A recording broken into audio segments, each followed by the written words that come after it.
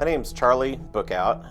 I'm with Mortuary Studios. We're a group of artists here in downtown Gentry, big city. And part of the stuff that we do is a haunted attraction called Carpenters Mortuary Spook House. We came across the building in 1990. My friends and I had just graduated high school, and we were kind of getting a band together, and so we needed a place to rehearse and put all of our guitars and recording gear and stuff. So we were walking down the alley and saw the word mortuary up in concrete above a door and said that would be absolutely perfect. So did some digging and found out who the owner of the building was and asked if we could rent it, and we've kind of been here ever since. We had to clean a bunch of junk out, but we just kind of developed it into an art studio. We do all kind of stuff here, and that's kind of how it ended up evolving into a haunted house.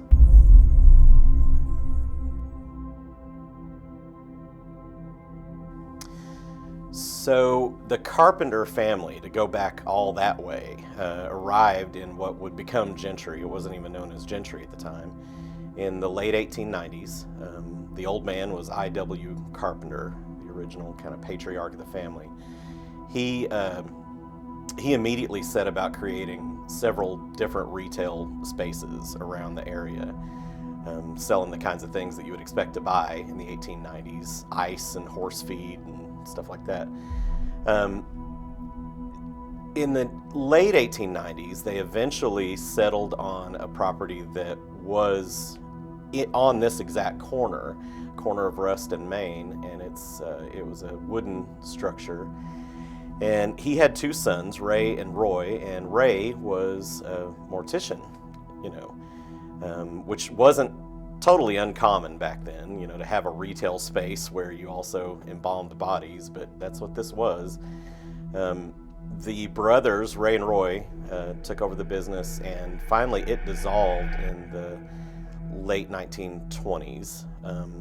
And Ray decided to keep it, but in doing so, he announced that he was going to demolish the old building and have a new one built, and have a pretty locally prominent architect design it. A.O. Clark was his name. And so there was just no expense spared. It was known throughout the whole area that it was the best and the largest retail establishment in the whole county.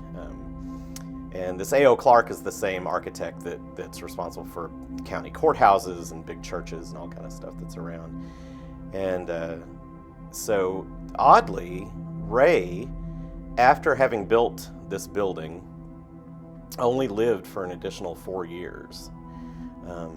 So he only got to enjoy it for that long. And the other kind of strange, tragic event associated with the beginning of this building was that the grand opening was in October of 1929, and it was about a week before the Great Depression started with the crash of the stock market. So it was possibly the worst time you could even imagine opening up a retail store. But kind of the anecdotal story around town is that they stayed in business because they were still embalming plenty of bodies. So.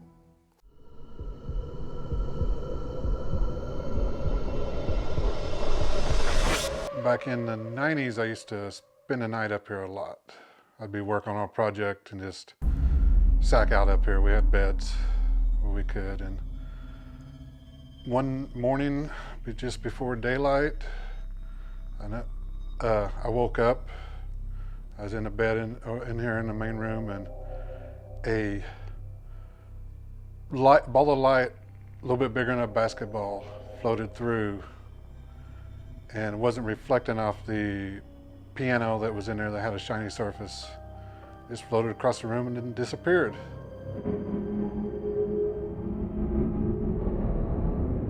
I'm Shane McNair. I'm one of the original renters of this building, which now we're buying it, but this bunk bed was once brand new, long ago, like back in the early 90s probably. And I always expected like a good haunting to come at night. And I don't know if this is a good haunting or not, but it was something that I could not quite figure out. What it was is I was here one morning waiting for Charlie to arrive, the other guy, and we were going to go get picked up and taken to work. Well, the front door of this place is very loud. It squeaks and rattles and everything. So it's real easy. I would lay on this third bunk, and it was real easy to hear when Charlie was here, and then I could, get up and hang out, and we'd talk until we get picked up. Well, this one morning, I'd come up here and kind of just laid down, and I started hearing footsteps on the carpet, and then it would kind of take a few steps and stop, and take a few more steps and stop. And I thought, okay, well, Charlie got here, and he's walking around and just kind of trying to be quiet so he doesn't wake me up or whatever. But I wasn't asleep, so I was going to let him know I was awake. But I was really trying to figure out, how did he get in that front door without me hearing it, because it's so loud. And at that time, we didn't have the front. There was no coming in through another way. That was it. This door has made this same sound for years because it always sticks, and you have to kick it to get it open. With the squeaks, the rattle, and the windows, I don't sleep that heavy. There's no way he could have come in, which I got down from the bed. He wasn't in here. There was another night I was sleeping in the other room, and like him, it was probably about, I want to say between 6:30, 7 in the morning. I was expecting my brother to pick me up, and so I was asleep, and I heard it sounded like hard-soled shoes walking across the concrete floor in there. And when it got to where the carpet should be, it kept sounding like concrete on the concrete floor a little bit farther, and then went silent.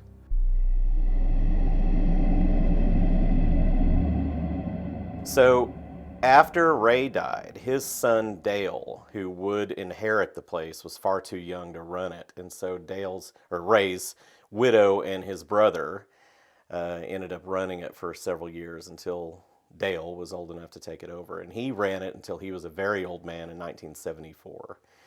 After that, it was abandoned at times. It could be anything from, there's been several businesses. It's been kind of a revolving door until we acquired the portion of it that was the functional mortuary back in 1990.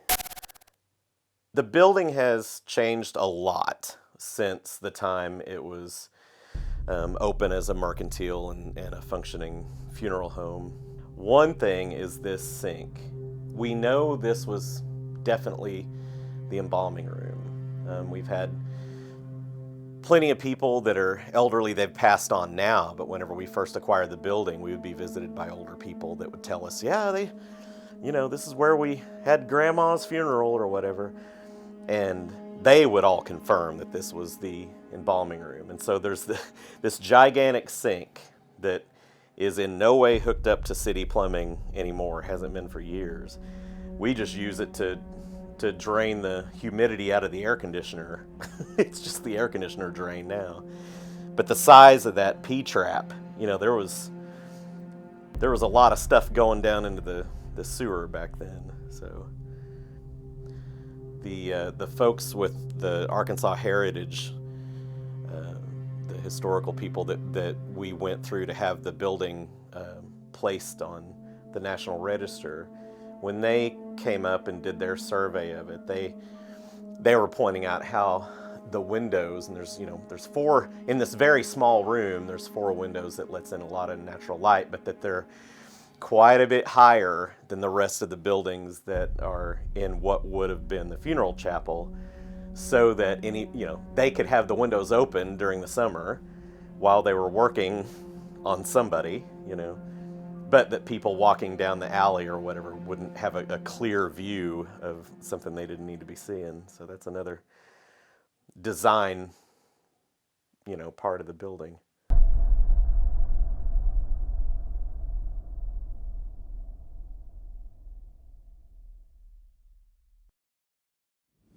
We're here at Carpenters Mortuary in Gentry, Arkansas, and we have been joined by 3 guests here, Justin and Austin Spurrier, you might recognize from the channel. And over here we have local country music celebrity, Johnny Dale Roberts. I'm Johnny Roberts. My mother owned a clothing store here in the summer and through the winter of '87 and into '88, I guess. She did consignment clothes and stuff like that. She had the storefront up front, you know, we built a partition wall, and I stayed in the back. There was a TV. I had my He-Man action figures and, you know, my Gray Skull Mountain or whatever. And so I spent a lot of time in the back by myself because she didn't want, you know, a child up front while she was trying to do business or whatever. And so while the renovations were going on and everything, she had us a place to sleep in the back. We both had our own mattress back there. I remember mine being on the floor, but she was probably on like an actual bed frame or something. But anyways, she would always want me to, you know, this place kind of freaked her out, so she was always like, sleep with me, you know. I wasn't like a mama's boy that like slept with their mom till they were whatever, but I was, you know, at the time I was probably 6 or 7 years old. So, but she was, you know, there was a lot going on in here all the time, like all the time. And so she always slept with me in the bed with her and with a flashlight. I didn't know it was a mortuary when we lived in it. I'm sure she had her reasons for not telling me, you know, as a child.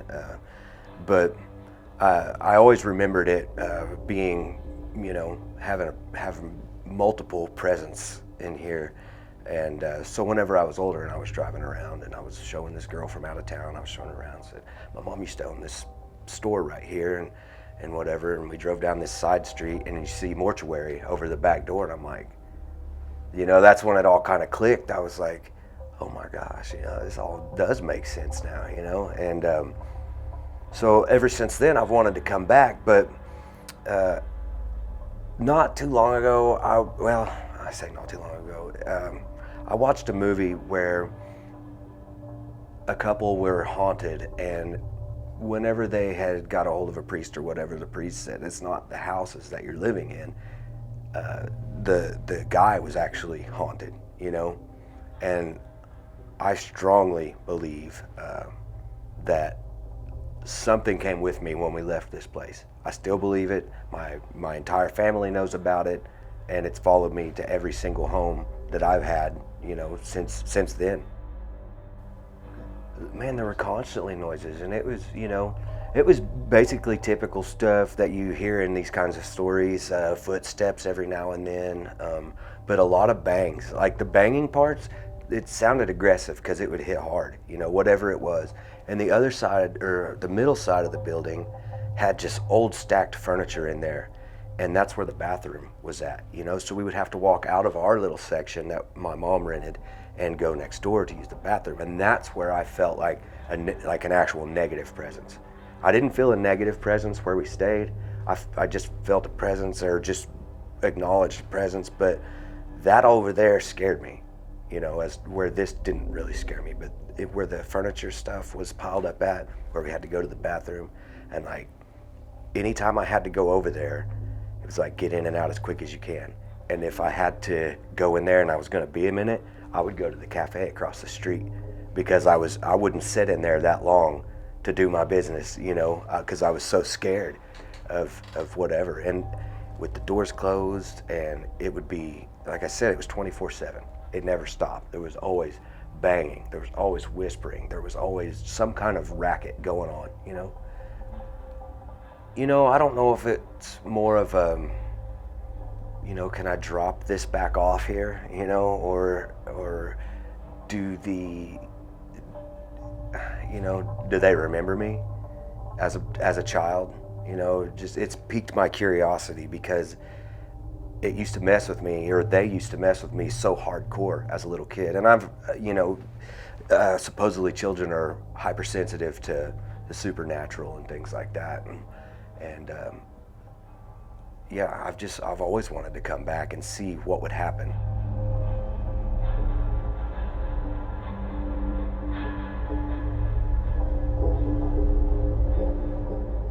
So part of the haunted attraction, since the whole thing is themed around a mortuary, so all of the rooms and characters are something that you would expect to find in an old funeral home. Where there's an area that we call the funeral chapel, and the scene is a funeral happening. One of the static characters, this is not an animatronic, it's just a static nun. So it's a female figure sitting in a chair as though she's attending the funeral that's happening. So this is the simple static character that's part of the funeral parlor display. There's like an ongoing funeral. There's a lot of video effects and all kind of stuff that's happening in here, but she's not an animatronic. She doesn't move or anything, and she is fairly sturdy. And this is like old theater seating, actually. You'd think it should be like church pews, but this is what we found, so we like it. So she's in this seat, and you know, her weight is enough to keep her in the seat just fine. And that hand is actually screwed into this coffin. I've never come in and found her unscrewed from that, but I have several times found her almost completely in the floor. And just a few feet away from the nun prop, there's a special effect that tons of haunts have that I was talking about that's called a laser swamp. That laser is plugged into just a simple 6-strip outlet. And the switch on that is not faulty, it's not loose, it's a sturdy switch. You can hear an audible click when it comes on. Turning this off, and it's a really obvious light, is part of the entire process of going through the whole haunt at the end of each night whenever we have the haunt open. And so I know that I've turned it off, but I have definitely come back through and found this effect on. A really obvious green, bright laser. Children, have you ever met the bogeyman before? No, of course you haven't, for you're much too good, I'm sure. Don't you be afraid of him if he should visit you. He's a great big coward, so I'll tell you what to do. Before we got started, we all were hearing odd sounds that had us scrambling to find their source. It sounded like a thin metal, like a tin or a... Oh, there it was. Yeah. So it's outside? The second one sounded like it was inside. See what this sounds like. Yeah.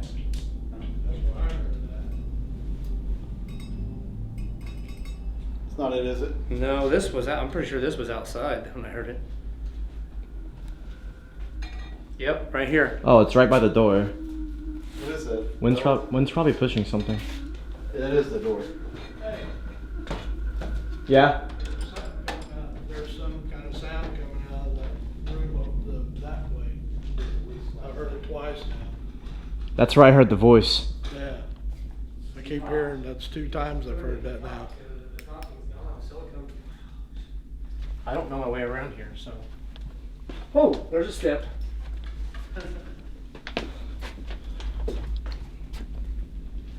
Yeah. I'm trying to get my light fixed pretty quick so I don't.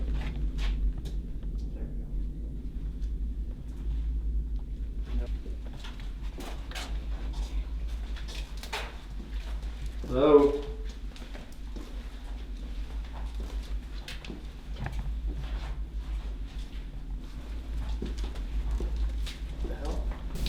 Alright, we are recording. So, you wanted to do an EVP session back there? Yeah. Alright, let me grab the EI and set it up back there as well.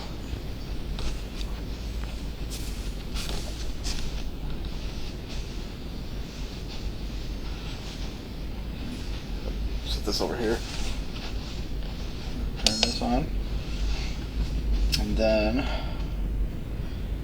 I am going to record. So we are recording.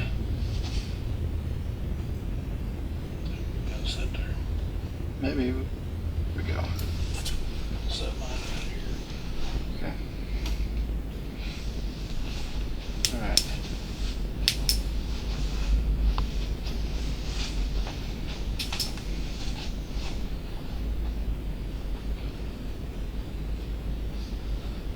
I'm only seeing through the camera right now. I literally can't see anything. God. I turned it on at the freaking nun. Like. Oh, we're already in the Blasted. freaking room? Yikes. Yeah, this was the room I was wanting to investigate, because I don't know if Dave already told the story. From what he told us, like, Apparently her hand is like, yeah, if you guys can Nailed? see that. It's nailed into the coffin, and But she'll like be out here when they come in sometimes or something. yeah, they'll find her on the ground. With her hand still nailed. Was that? That was you. That was me. Yeah. Okay. Breathing? It was something, I don't know what. Okay. Alright. Alright, we're gonna run a direct link session here. Up on this little mini stage. The nun is literally staring at me right now. And quite a weird feeling up here in the dark.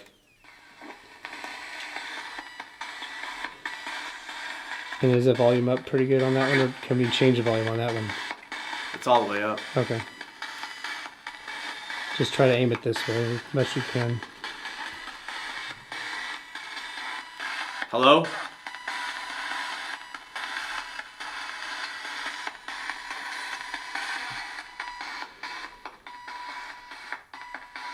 Is there anyone here who wants to communicate?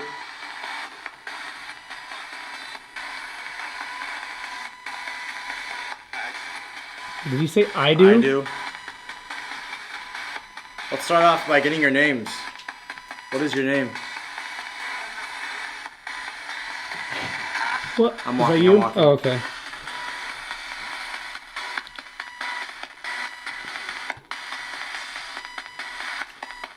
So I heard the story of the nun apparently falling down. Is that one of you guys moving her? Are you guys pushing her over, messing with her? How is that happening?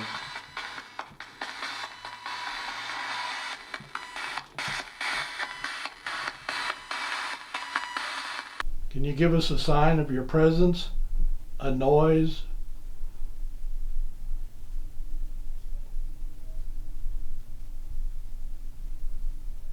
Tap on something?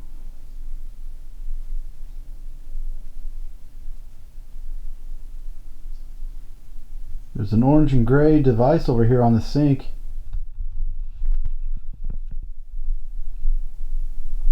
Right there, can you knock that thing off of there?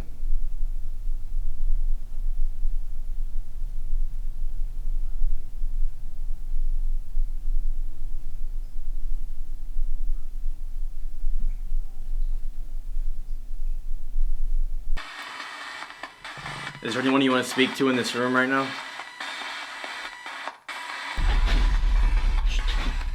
Someone's pulling my shirt. Someone's pulling my You get jacket. tugged on the bottom? Huh? Like tugged like this? Yeah. Or not tugged, but Right like on the back. Just a little. Uh-huh. What the heck? Who was that? That's a common thing. Who was just pulling on my sweatshirt?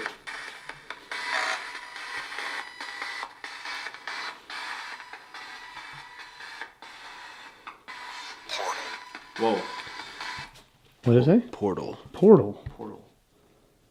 Is there some portal here? That's an interesting word Yeah. for it to come through with. What? What did it say? Blood or? Burn or something. Does a portal have anything to do with this room here?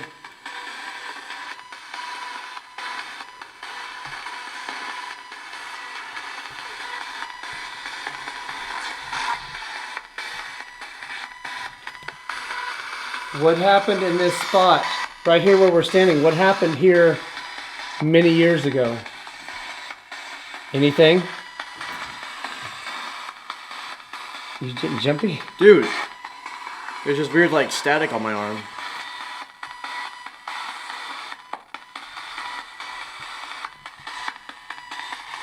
If you can hear my voice and you understand what we're saying, can you just make some kind of a weird noise come out of that device?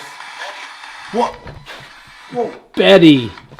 I was getting ready to say either device would be fine, and it just... Betty. I did a sweep for EMF throughout the mortuary section without any spikes. But then we noticed something peculiar. So in this area, I started getting this EMF hit. I'm in the middle of the room.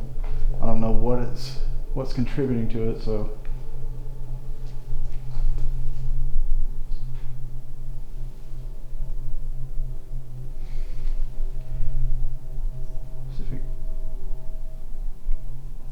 be coming from that way.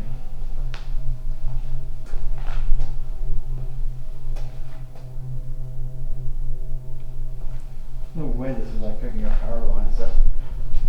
No, not the way the hell in here.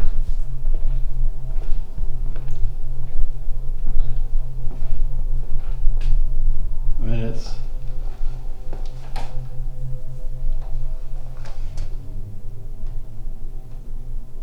What's up? it's got to be power lines out there because they're right Yeah, there. they're way over there where your drone was over by. Yeah, just across the street Not, right there. Yeah, not across. They're way too far for that thing to pick it up.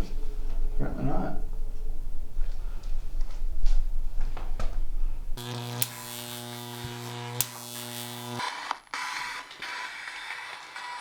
This would make a hell of an escape room, this whole building. Like trying to figure out all the clues and hidden things. Get what?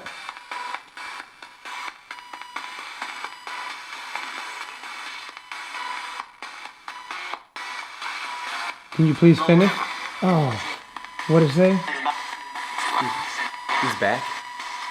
Wait, have you been here? Is that what you asked? Yeah. Do you remember me? Yeah. Help! Help. Put the antenna right here.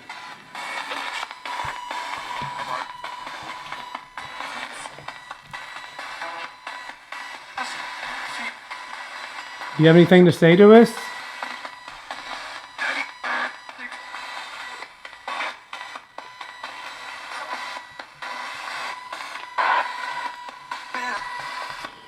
Is there a spirit that stays here in this building? Me. Just you, or is there more? How many? Can you give me a physical number?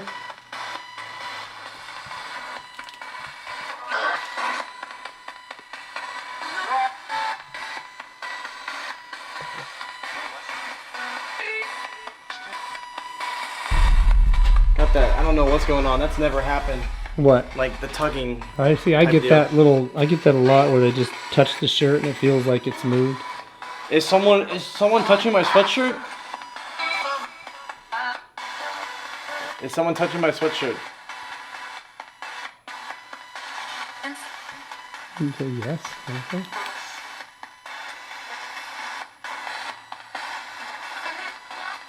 As John and I were conducting an EVP session, we both heard what sounded like a female voice. Unfortunately, neither the camera nor the recorder was able to capture it. That was a voice right when I went, There was a voice right at the same time.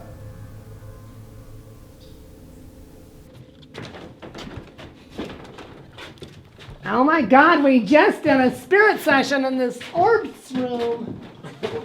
Orb storm. Orb storm. Mr. Sheffield, you need to go on a diet.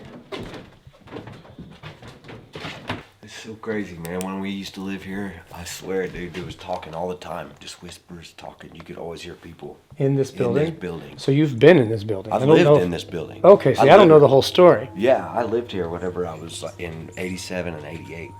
Oh, okay. My mom had a clothing store in the front, and I had to stay in the back because kids weren't allowed up front, whatever. And so, yeah, I lived here, and it was always like voices, and that's what my mom was saying today, too, on my way down here. She's like, I was just always hearing voices, They were just whispers, but they, weren't loud enough that you could make out what they were saying. Right. But it was open. It was just constant. It was a big open floor plan then, probably. Yeah. Yeah, I didn't have any of this stuff in it. It was the three main sections of the building. Okay. And this was not your bed? Right here? No. Okay. No comment. No comment. No, that makes it so much better. Like, I didn't know. I feel like that's very important. Yeah, that's why I was asking if they remembered me, Okay. because I was What the I heck? always knew. Hold on. Like, Wait. Oh, That's a car. did you hear what he Before said? that, what? That's why he was asking if they remembered him. But do you not remember? Something said he's back. Yeah, I know. That's why I asked him. Oh, so you knew he lived here, though? I didn't know he lived here. I thought he like Do just you remember visited or hearing something. him when he said yeah, that he's whenever we were back? in the other Okay. the nun room or whatever. Yeah, I see. I missed that memo. Thanks, Dave. Real professional. So yeah, I always like when I got older and found out that it was a mortuary, I was like, holy fuck, I wasn't crazy the whole time, you know what I mean? And I was always thinking, if I go back in there, like these voices, these whatever, they'll remember me, you know what I mean? And they did. Like they Yeah, it's possible. they were so much a part of our staying here, and that's ended up being the main reason that we just had to get out of here. Really? Yeah. Well, dude, that changes everything. Like, he needs to be holding this. He needs to go to about where do you have like a bedroom area that you can pinpoint? It's based off of the ceiling patterns. This is a building, and this is considered a second building that we're in. right. So that's one. This is two. And they're each one like 50 foot by 90 foot. And you were in the first building? The store was right here in the front. Okay. Then back there towards that wall right there was where like we had a petition wall just right around in this area. And then back there was where I'd sit and like watch TV and shit like that. But then right over here into this part is where, like against that wall is where it opened up and our beds were and stuff. So if we go out into this room, then walk over to the entrance and that little hallway, we might be able to be closer. Yeah, that little hallway was not there. So we can used to probably just figure open that up out. right there. I want to see if we can find those drains that you were talking about, because that might be a telltale sign. They're surely still there. Do you remember me? Do you remember us kids playing in here? He said, "What's up?" or something. Yeah, what it say? Just give them a little time to answer. Sometimes it takes them a minute.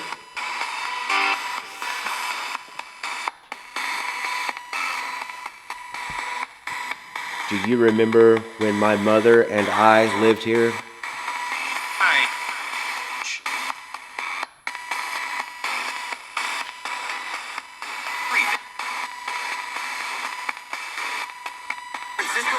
Residual. Boy. Residual was on that. What? Residual was on that also. Oh, you had residual on there? On the Ovilus? Mm-hmm. So I'm wondering, are you familiar with like residual energies and how that works? I don't know how much you know about paranormal stuff. But I'm just assuming something that stays there and doesn't go away. yeah, so the theory behind a residual haunting is that it's not an intelligent haunting. So everything that we do leaves behind like a trace of energy, kind of like a cassette player on repeat. It's no active haunting, but you can still hear the screams of this or that, or the sounds of something that happened so many times. It's just a repetitive motion. I'm wondering, like, some theories say, like, we leave residuals even when we're still alive. So if you were here and there was something that you did regularly, could be like a clearing of the throat or something, someone that does that so many times can actually haunt themselves in theory. Because those sounds continue, and I believe that we can leave residual imprints of our own energy, and maybe they're referring to you, residual boy. Or did you have That's what I was thinking. Did you have another boy that you seen here or felt or? And my future stepbrother would come here and play with me sometimes.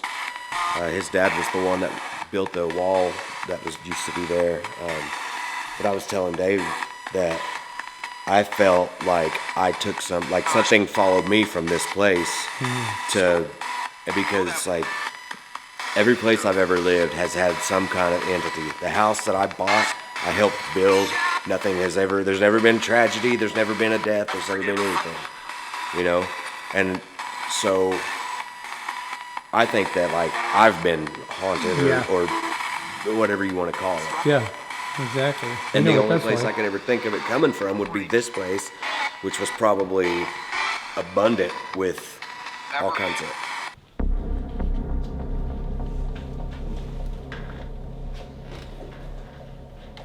Where the witch would hang. Whoa! What was that? Hop, it just made me hop, bro. You hopped. I know. I thought it was the mask that turned on or something. I'm like, what the heck? After an hour, we all took a break. We were sent an EVP from a group who had previously investigated here. In their audio, they captured what sounded like the name Pamela. We were also told a story about a woman in town who had killed her newborn baby. Just before Johnny left for the night, I set up the EDI, and for about 20 minutes, nothing happened. But then, we started picking something up. I'm going to ask Again, if you don't mind, please, can you make that blue light turn on one more time? Just one more time, please. There you go. So, is Pamela a friend of yours?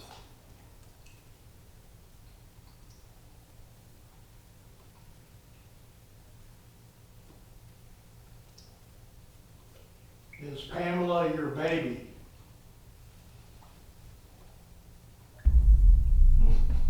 There was a baby that was murdered, had its head bashed in. Yeah, they said it was a girl. Yeah. Yeah. What was her name? Yoka Hoagie? Huh? Remember what her name was? No idea. Yogi Hoagie. Baby's name Yogi Bogi. Was that your baby that had... Did you kill your baby? Whoa. Whoa. Oh, yeah. Whoa! Yeah. I asked if it killed his baby, and it, like, that was some That was a harder bits. Are Those you- are hard. So Are it you feels saying that- probably one way or the other. That's gotta be the... Well, I'm not gonna You say. tell me, if you did it, if it was you and you're the one talking to us, light it up much as you can.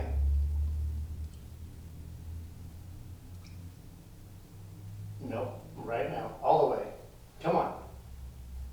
Or if it's not that person, and they could just be angry over the situation. You know what I mean? They could just be.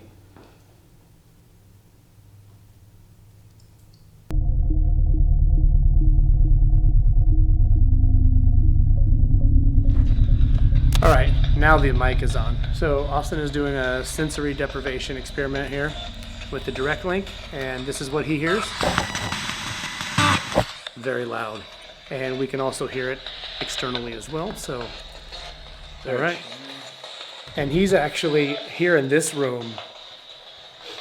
Do you even know, have you been told what this room is or was? No. Okay, well, I just won't tell him. Alright, just for it. So this was the room where they had the viewings of the bodies. They would come and look through the window here, and that way they wouldn't have to be near the bodies, and they would kind of view them through the window, and they would either be like, "Oh God, it wasn't him," or "Oh my God, my baby," you know, So very much a very emotional area.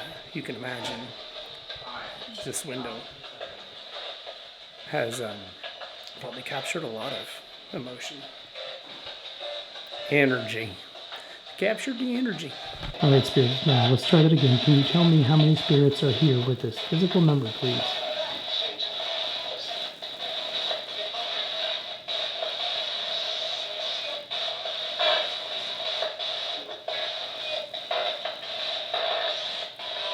Help.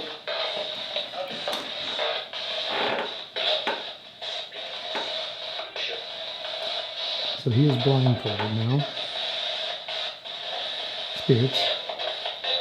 Can you try touching his knee? House. Can you try touching his knee for me at some time during this experiment? More. All right, spirits. Can you give me your name, please? What is your name? Christian.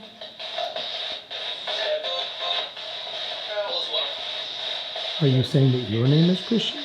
Or that your faith Paul. is Christian?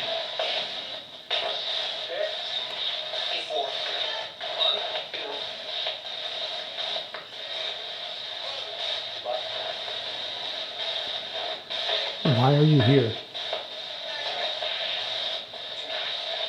2. Axe.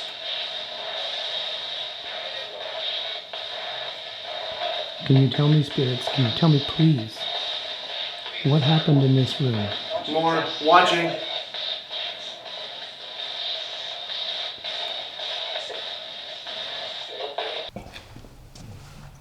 This is the EVP session. in the big room. This is John. And David?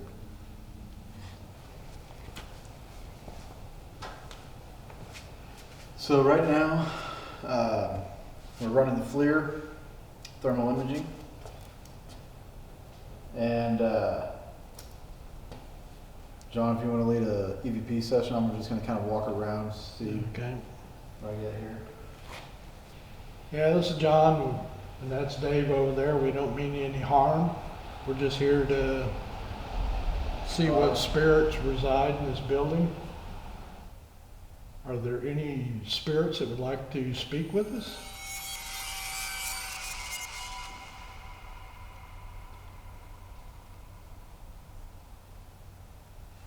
There's a box setting on that little chair over there. That is what's known as a digital recorder. It will record your voice if you get close to it and speak.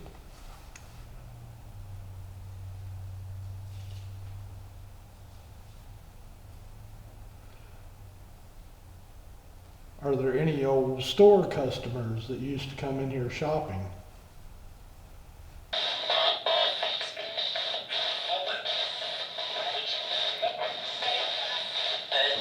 Did your body lay right here in this room? Hi. Help us. Him. If there's a message that you've been trying to get out for many years, what is that message? Good. He's coming. Who's coming? Light. Yes, he is. Who is it? Who is coming?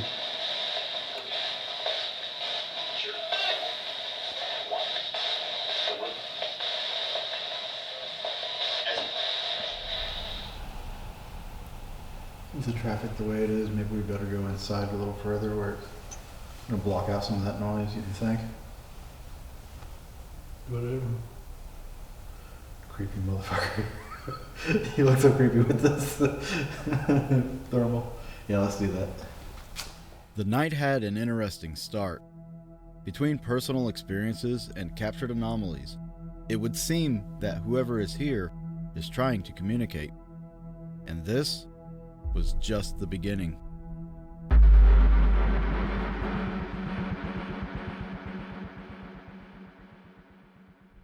Next time on Haunting History, Part 2 of the Carpenters Mortuary investigation. What was that? Is that you? No. I'm serious. That was you, I thought. No. I swear. Are you able to make it go higher? Instead of just, yes, thank you, whoa, thank you, whoa.